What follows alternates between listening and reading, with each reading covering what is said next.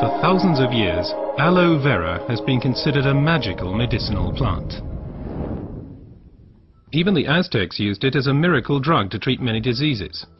Traditional medicine appreciates its detoxification, purging, acid neutralization and fat reduction.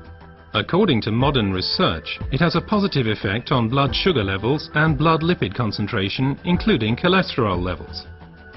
But aloe vera is not always aloe vera. Real aloe vera, the Aloe barbadensis, is a desert lily and is cultivated in arid regions, primarily in Central and South America.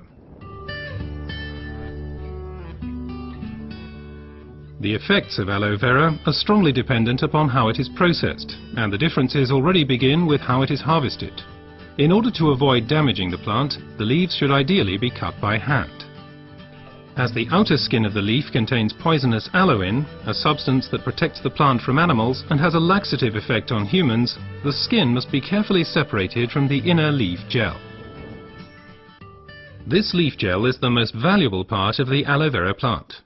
The gel has been proven to contain over 150 vital substances, such as vitamins, enzymes, polysaccharides and trace elements. It's this unique combination of ingredients and the way in which they interact with each other that results in the healing effect. One of the most important plant substances is asiminan, which has a positive effect on the immune system and can also reduce inflammations and free radicals. The result, the oxygen supply improves. Let's take a closer look at this fact. Blood is supplied with oxygen in the lungs and then transports it via the blood vessels into the cells. The large blood vessels branch out, becoming smaller and smaller, until they turn into tiny capillaries. Capillaries, by the way, are the smallest blood vessels. This is where the oxygen passes over from the blood vessels into the cells.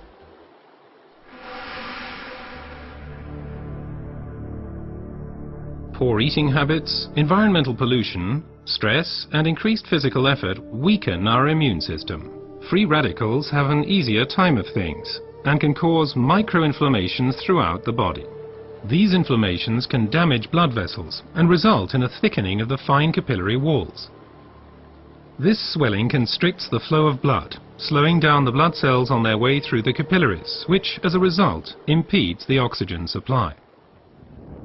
And it's here that the aloe vera acts. It reduces the swelling on the capillary walls. The blood cells can flow faster again, and the oxygen supply is improved. Furthermore, toxins and impurities are removed more quickly. The latest studies have revealed that other natural substances can improve the effects of aloe vera even further. These substances primarily include silicon, but they also include evening primrose and alkaline minerals. But first let's look at silicon a bit more closely. For our bodies, silicon is life essential and a structure-building element. We already know it as quartz sand, as it occurs in stones and cement. In the body, silicon is there to stabilize our human tissue. As a supportive element, it strengthens bones, hair, nails, connective tissues, and also the walls of our capillaries. As we grow older, the capillary walls have a tendency to lose their form and resilience. They can literally collapse, interrupting the blood flow. At the worst, this can lead to a stroke or a heart attack. Silicon strengthens and supports the capillary walls, thereby keeping the bloodstream open. As a result, the erythrocytes can now supply the cells with oxygen more efficiently. Silicon in its original form as quartz sand cannot be absorbed at all by the human body. Alternatives can, however, be found in nature. An ideal plant-based source is the stinging nettle. It is rich in natural silicon, which can be better absorbed by humans. Optimum oxygen supply is not only dependent on the capillaries, but also on the condition of the blood itself. Only when blood is liquid enough can it pass through the narrow capillaries. For improving flow properties of blood, we have evening primrose with its polyunsaturated fatty acids and basic alkaline minerals. Polyunsaturated fatty acids make the blood thinner. They prevent the conglutination or sticking together of blood cells and thereby stop clotting of the blood. Alkaline minerals support the elasticity of the red blood cells, thus helping them to pass through the tiny capillaries more smoothly.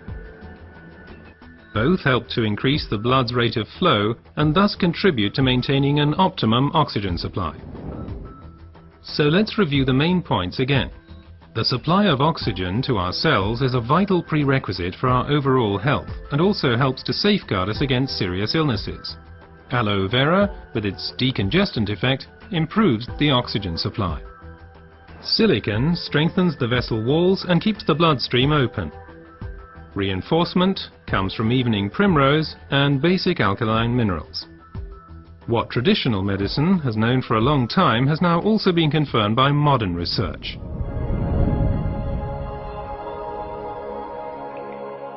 Aloe Vera improves your oxygen supply and therefore your general health. Because oxygen means life. Place your trust in Aloe Vera.